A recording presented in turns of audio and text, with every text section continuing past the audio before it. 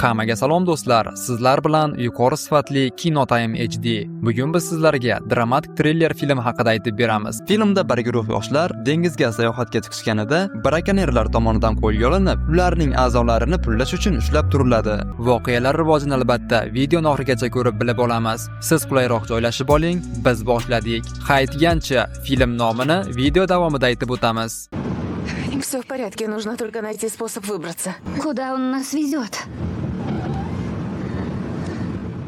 Film o'smir qiz Kaya Adams va uning ukasi Kit Adamslarning nonushta qilayotgan sahnasi bilan boshlanadi. Kaya uydan chiqishidan oldin otasiga do'stini ko'rgani ketayotganini va Kitning dorilarini vaqtida ichirishni unutmasligini eslatadi. Keyin test dugonasini yigitlar bilan tanishtiradi. Ulardan biri testning yigiti Julian va uning do'sti Zender. To'rt do'st nihoyat go'zal orolga yetib kelib, tabiatdan zavq olish uchun biroz dam olishga qaror qilishadi. Yuzaga qaytganlarida Kaya Zenderga yaqinlashib, nihoyat ular o'pishib, do'stlik rishtalarini yanada mustahkamlaydilar. Kichik orolda o'tgan zavqli sayohatdan so'ng ular uyga qaytishga qaror qilishadi. Yigitlar tezlikni oshirib biroz poyga qilmoqchi bo'lishadi. Biroq Julian kichik bir to'lqinda muvozanatni yo'qotib, skuterni ag'darib yuboradi. Bu orada Zender Kayaga qarab chalg'ib, skuterda tasodifan Julianning boshiga urilib, keyin skuter bilan to'qnashadi. Kaya atrofga qarab qo'rqib ketgan testning oldiga boradi. Skuterlar butunlay vayron bo'lib, suv ostiga g'arq bo'ldi. Lekin ular Julianni hech qayerda ko'rishmaydi. Test esa yigitining qayerdaligini bilmaydi. Sarosimaga tushmoqda. Yaxshiyamki uzoqroqda bir qayiq paydo bo'ladi. Tez uni ko'rib, darhol yordam so'rab baqira boshlaydi. Qayiqning egasi Ray nihoyat ularni payqab, keyin u qayiqni guruh tomon burib yoshlarni qutqaradi. Ray ulardan bu yerda nima qilayotganlarini so'raganida, Kaya sayohatlari haqida gapirib, suvda hali ham bir do'stlari borligini, lekin uni topa olishmaganini aytadi. Ray bu do'stini qutqarish qiyin bo'lishini bilardi. Kaya undan qutqaruv xizmatiga qo'ng'iroq qilishini so'raganida, Ray buni bajarishini aytib, kabinaga kiradi. Biroq u hech kimga qo'ng'iroq qilmaydi. Aksincha guruhni kuzatishni boshlaydi. Test sheriklariga suv olib kelish uchun kabina ichkariga kirib ketadi. Lekin bir necha daqiqa o'tib ham qaytib kelmaydi. Shunda Kaya xavotirlanib, do'stini chaqiradi, lekin javob eshitmaydi. Shunda u ham ichkariga kirishga qaror qiladi, lekin ichkarida hech kimni topa olmaydi. To'satdan Ray xonalardan biridan chiqib keladi. Kaya tez qayerdaligini so'raganida, Ray u hojatxonada ekanini aytadi. Kaya esa qutqaruv xizmatiga qo'ng'iroq qilganini so'raydi. Ray esa qo'ng'iroq qilganini va hammasi joyida bo'lishiga ishontiradi. Kaya Raydan qachon jo'nashlari haqida so'raydi. Ray tez orada ketishlarini aytib, to'satdan Kayani baxtiga shimdirilgan xlorofor bilan og'zini yopib, qizni hushidan ketkazadi. Jarohatlangan Zender esa deyarli o'lmoqda. Bir necha daqiqadan so'ng Ray qayiq dvigatellarini ishga tushirib, boshqa yo'nalishga yo'l oladi. Oradan vaqt o'tib, tun kirganida Kaya hushiga kelib, o'zini bir necha yotoq joy bo'lgan xonada qulflangan holda ko'padi. U yerda tez ham bor. Tez yonidagi yotoqlarga qaraydi va yog'ochda qirilgan tirnoq izlari hamda yordam deb yozilgan so'zni ko'radi. Bu yerda ular yolg'iz emasligini va avval ham kimdir o'g'irlab ketilganini anglaydi. Tez dahshatga tushib, qo'rquvdan yig'lay boshlaydi. Kaya esa tabiiyki shok holatida.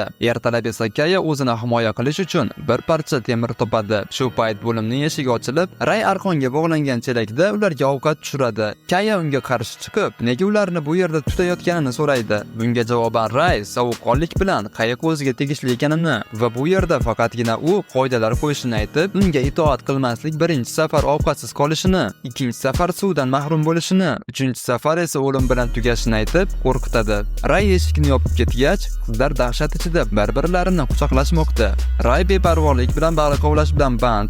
Og'ir ahvolda va tashnalikdan qiynalayotgan Zender bilan esa ishi yo'q. Bir necha daqiqadan so'ng Kaya uzoqdan yaqinlashib kelayotgan yaxtani ko'radi. Ray ham buni sezadi, lekin o'zini xotirjam tutadi. Yaxta biroz narida to'xtaydi va Rayning oldigacha kichik qayiqda bir erkak suzib keladi. Bu odam Ray chaqirgan shifokor edi. Shifokor avval Zenderning ahvolini tekshiradi, so'ngra qizlar yoniga yo'l oladi. Tez qorin qismida og'riq borligini aytadi. Uni tekshirgach, shifokor uning qovurg'alaridan biri singan bo'lishi mumkinligini aniqlaydi. Shundan so'ng u Ray bilan kabinada yolg'iz qolib, Rayga oldingi ish uchun pul to'laydi. Ma'lum bo'lishicha, ular oddiy fuqarolar yoki noqonuniy muhojirlarni o'g'irlab, ularning ichki a'zolarini olib, sotib katta daromad qilishar ekan. Keyin shifokor Rayga navbatdagi yuk haqida ma'lumot beradi. beradi. Ray esa allaqachon qo'lga tushgan odamlar yetarli emasmi deb so'raydi. Shifokor esa yosh Kaya qimmat turishini, lekin jarohatlanganlar tez orada o'lishlari mumkinligini aytib, shuning uchun hammasiga $5000 bera olishini tushuntiradi. Tez eshitgan gaplardan dahshatga tushib, yig'lay boshlaydi. Shu payt Kaya yuqoridan nimadir eshitib, hajning yorug'idan qarashga urinadi,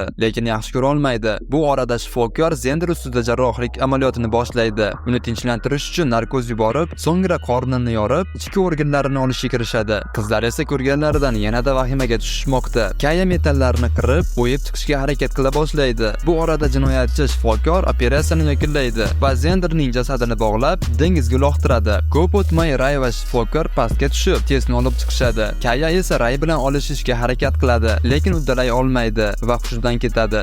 Hushiga kelganidan so'ng, u xachning metal qismini qirib, ochishda davom etadi.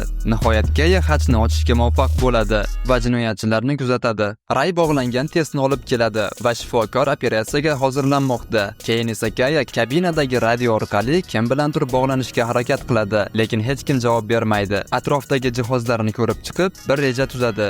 Ray hammomdaligida Kaya yashiringan joydan chiqib, do'stini qutqarish yo'lini o'ylab, o'tkir narsalar qidirib, nihoyat harpun qurolini topadi. Chuqur nafas olib, shifokorga yaqinlashib, harpun bilan unga o'q uzadi. Kaya testni yechayotganida erkak unga tashlanadi. Test stol ustidagi skalpelni olib, shifokorning bo'yniga bir necha marotaba zarba beradi. Nihoyat Ray tashqariga chiqib, shifokorning so'nggi nafas olayotganini ko'radi va buni kim qilganini tushunadi. Qizlar shifokorning yaxtasi tomon suzishayotganini tushungan Ray tezda kabinaga borib, dvigatellarni ishga tushirmoqchi bo'ladi. Biroq Kaya oldindan reja tuzib, dvigatel kabellarni uzib tashlagan edi va shu orqali vaqtdan yutishi mumkin bo'ladi. Bu orada qizlar yaxta tomon suzishda davom etishmoqda. Tez jarohati tufayli zaiflashib qolgan va Kaydan uni bu yerda qoldirib, o'zi qochishini so'raydi. Kaya buni rad etadi, lekin tez iltimos qilishda davom etadi. Nihoyat Kaya uni suvda qoldirib, yaxta tomon suzadi va do'stiga qaytib kelishini va'da qiladi. Kaya nihoyat yaxtaga yetib keldi va tezda kabinaga kirib, hayajon bilan qayiqni ishga tushirishga harakat qiladi,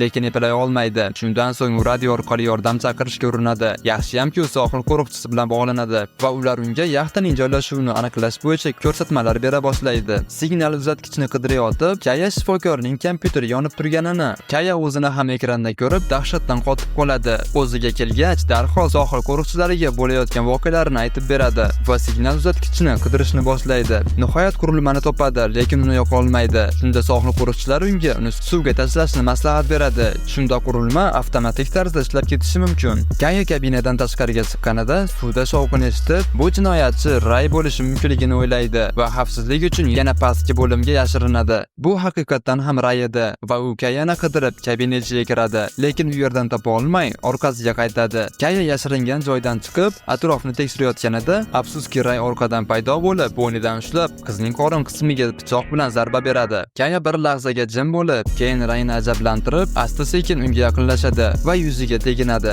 Ray hayratga tushgan paytda Kaya uni to'g'ridan-to'g'ri og'ziga signal beruvchi qurol bilan o'q uzadi. Ray og'riqdan qichqiradi va birozdan so'ng jon beradi, lekin bu hujumdan keyin Kaya ham hushidan ketadi. Shunga qaramay qiz o'zini qo'lga olib, katta qiyinchilik bilan suvga yaqinlashib, signal qurilmasini suvga tashlaydi. Afsuski qurilma suvga emas, balki yaxtaning chetida to'xtab qoladi. Ko'p qon yo'qotishdan Kaya yana hushidan ketadi va yaxta hech qanday nazoratsiz suzishda davom etmoqda. Bir necha daqiqadan so'ng dengiz to'lqinlari qurilmani suvga tushishiga sabab bo'ladi va signal avtomatik tarzda ishlab ketadi. Ertasi kun tongda Kaya hali ham hushsiz yotardi. Sohil qo'riqchilari jamoasi esa yaxtani topishga muvaffaq bo'lishadi va darhol qizga tez yordam ko'rsatilib, vertolyot orqali qutqariladi. Ko'p o'tmay qutqaruvchilar dengiz hududini ko'zdan kechirib, nihoyat ular tezni tirik holda topib, qutqarishga muvaffaq bo'lishadi. Do'stlar bir-birlarini ko'rib, nihoyat bu vahimali dengiz dahshatidan omon qolganliklariga ishona olmaydi. Film Kate ismli qiz va uning singlisi Liz aeroportdan chiqishi bilan boshlanadi. Aytgancha, bu ularning birinchi marta birgalikda sayohat qilishlari. Ular aeroportdan chiqishdan oldin pasportlarini tasodifan o'rindiqda unutib qoldirishadi va bu mehmonxonaga kirishda muammolarni keltirib chiqaradi. Yaxshiyamki, mehmonxona administratori vaziyatni tushunadi va ularga muammo bo'lishiga qaramasdan ro'yxatdan o'tishga ruxsat beradi. Xonaga kirishganlarida Liz darhol uxlab qoladi. Och qolgan Kate esa ovqatlanish va dam olish uchun mehmonxona yaqinidagi klubga borishga qaror qiladi. Klubda u Marian ismli do'stona va quvnoq ko'ringan qiz bilan tanishadi. Aslida esa Mariana firibgar bo'lib, sevgilisi Jeyk bilan birga ishlaydi. Raqs paytida Marian yashirincha Keytning xonaga kirish kartasini o'g'irlaydi va uni sherigiga uzatadi. Shunda u Keyt chalg'igan paytda mehmonxona xonasiga kirib, o'g'irlik qilishi mumkin bo'ladi. Birozdan so'ng qizlar quvnoq ikki yigit bilan tanishib qolishadi va ular qizlarni tong otishini havo sharida tomosha qilishga taklif qilishadi. Qizlar xursand bo'lib rozi bo'lishadi va guruh shahar tashqarisiga yo'l oladi. Yo'l davomida Keyt Lizaga o'z joylashuvini yuboradi. Ular manzilga yetib kelgach, Nik va Andy havo sharini tayyorlay boshlaydi. Tez orada guruh havo shariga chiqib, osmon sari ko'tarilib, shampan vinosidan bahramand bo'lishadi. Ammo ularning xursandchiligi uzoqqa cho'zilmaydi, chunki havo shari nazorasiz harakatlana boshlanganini sezishadi. Ma'lum bo'lishicha, Nik arqonni mashinaga yaxshilab bog'lamagan ekan. Aslida ular parvoz qilishni rejalashtirishmagan. Aksincha, qizlarni biroz ichirib, ular bilan yaqinlik qilmoqchi bo'lishgan. Eng yomoni shundaki, ular to'g'ridan-to'g'ri shamol turbinasining pichoqlariga qarab ketishyapti va agar yo'nalish o'zgarmasa, halokatga uchrashlari mumkin. Bu orada mehmonxonada Liz nihoyat uyg'ondi va opasidan kelgan xabarni ko'radi. Ko'p o'tmay Jeyk xonaga bostirib kirib, qizcha bilan yaqinlik qilmoqchi bo'ladi. Lekin Liz notanish odamni ko'rib, shkafga yashirinishga ulguradi. Ammo Jeyk ham buni payqab, shkafni ochib, Lizni tinchlantirmoqchi bo'ladi. Ammo Liz uni itarib, hammomga kirib, eshikni qulflab oladi. Bu vaqtda Andy havo sharini boshqarishni umuman bilmasligini tan oladi. Chunki ular faqat qisqa, arqon bilan bog'langan parvozlarni amalga oshirib kelishgan edi. Biroq omad ulardan yuz o'girgan va turbina pichog'i havo shariga urildi. Natijada Nik pastga qulab halok bo'ladi. Andy esa oyog'idan jarohat oldi. Bu arada mehmonxonada Liz hammomdan chiqib, tezda resepsiyonga yuguradi va yordam so'rab, ularning xonasiga o'g'ri bostirib kirganini tushuntiradi. Tez orada bir ofitser kelib, qizning hikoyasini tinglaydi va tekshiruv o'tkazishga va'da beradi. Biroq mehmonxona xodimi qiz shunchaki yomon tush ko'rgani bo'lishi mumkinligini aytadi. Chunki ularning mehmonxonasida hech qachon bunday voqea yuz bermaganini ta'kidlaydi. U shuningdek Lizaning pasporti yo'qligini va opasi g'oyib bo'lganini ham eslatib o'tadi. Endi esa o'ziga kelib, qizlarga havo shari uning boshlig'iga tegishli ekanini, u esa shunchaki qizlarga ajoyib taassurot qoldirish uchun undan foydalanganini tan oladi. Havo shari esa tobora yuqoriga ko'tarilmoqda, yonilg'i esa deyarli tugamoqda va ular ochiq dengiz ustida uchishardi. Andy ko'rsatmasi bilan Keyt gaz ballonlarini almashtiradi. Andy ularga atiga 2 soatlik yonilg'i qolganini va shundan keyin suvga qulashi muqarrarligini aytadi. Shu payt kutilmaganda dengizda bir yaxta ko'rinadi. Qizlar esankirab, kemadagi odamlardan yordam so'rashga urinishadi. Biroq ular bu signallarni do'stona salomlashuv deb o'ylab, faqat qo'l siltib javob berishadi. Shunda jarohat olgan Andy turishga urinadi, lekin muvozanatni yo'qotib suvga qulab tushadi. Qizlar esa Andyni qutqarish uchun arqonni pastga tushirishga harakat qilishadi, lekin arqon juda kalta edi va ular ojiz holda Andyning cho'kayotganini shunchaki tomosha qilishadi. Kemadagilarga yordam signalini bildirish uchun qizlar havo sharining savatida saqlanayotgan reklama bannerlaridan foydalanib, lab bo'yog'i bilan so'z signalini yozishadi, lekin lab bo'yog'i tezda tugaydi.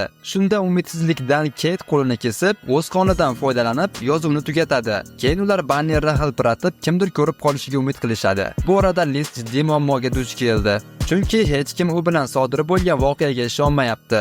Ofitser esa bolalarni himoya qilish xodimini chaqirgan. U Lizni elchixonaga olib borib, hujjatlarini tekshirmoqchi bo'ladi. Liz esa ayolni opasini topishga yordam berishga ko'ndirishga urinadi. Liz opasi oxirgi marta ko'ringan joyning suratini ko'rsatadi. Sofiya esa bu joyni bilardi va Lizaning baxtiga unga yordam berishga rozi bo'ladi.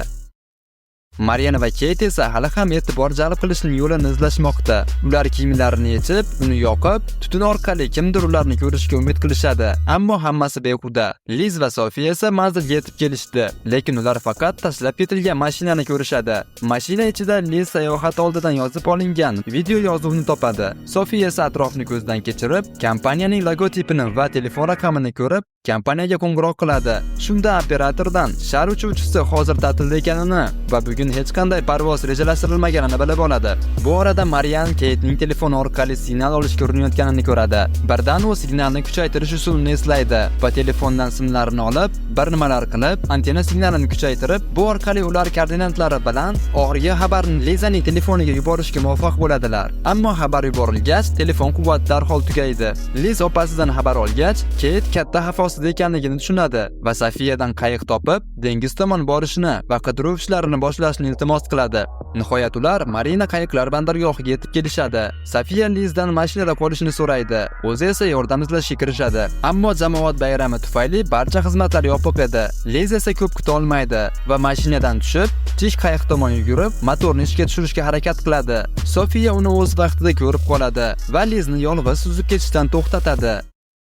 Havo shari esa yonilg'i tugayotganligi sabab tezlik bilan pastlab bormoqda. Keyt imkon qadar mavjud balandlikda qolishni va suzishga tayyorlanishni taklif qiladi. Nihoyat havo shari butunlay pastlaydi va suv yuzasiga tegadi. Marian vahimaga tushib, Keytga o'zini firibgar ekanini tan oladi va xona kalitini o'g'irlab, Jekka berganini aytib beradi. Buni eshitgan Keyt g'azablanib, singlisi haqida tashvishga tushadi. Ammo hozir janjallashishga vaqt yo'q. Ular omon qolishlari kerak. Liz yana bir bor Sofiyani opasini katta xavf ostida ekanligiga ishontirib, nihoyat ular dengiz tomon yo'l olib, qidiruvni boshlaydilar. Havo shari esa butunlay suvga cho'kib ketmoqda. Marian suzishni bilmaydi va Keyt uni ushlab, bo'sh gaz balloniga yopishib olishadi. Bu orada Jek o'g'irlangan barcha pullarni olib, yangi sevgilisi bilan qochib ketadi. Ammo oxir-oqibat u hammasidan ayriladi, chunki yangi sevgilisi uni aldab, u dush qabul qilayotgan paytda barcha pullarni o'zi bilan olib qochib ketadi. Bu vaqtda Marian va Keyt ufqda yuk kemasini ko'rishadi va bu ularga qutqarilish umidini beradi. Shu bilan birga ular katta xavf ostida, chunki katta vintli motor ular tomon kelmoqda. Kema ostida qolib ketmasligi uchun ular qochishga harakat qilishadi. Sofiya va Liz esa qidiruvni davom ettirishmoqda. Biroq to'satdan ularning qayiq motori ishlamay qoladi. Shunga qaramay Liz taslim bo'lishni istamaydi. U eshiklarni olib, bor kuchi bilan eshikka eshishni boshlaydi. Keyin esa signal asbobidan foydalanib, signal beradi. Xayriyatki Keyt va Marian signalni ko'rishadi. Biroq ular shunchalik holdan to'yganki, hatto javob bera olmaydilar. Shunda Marian kichik bir oyna olib, quyosh nurlarini qaytarib, vizual signal yuboradi. Nihoyat Liz ularni ko'radi va oldilariga yetib borishadi. Nihoyat uzoq vaqt ichida ilk bor ular o'zlarini xavfsiz his qiladilar. Ammo yana bir muammo bor. Qayiq motori hanuz ishlamayapti. Qirg'oq esa juda uzoqda, lekin ular tirik va eshkak orqali yetib olishga umid qilishadi. Film esa shu yerda tugaydi.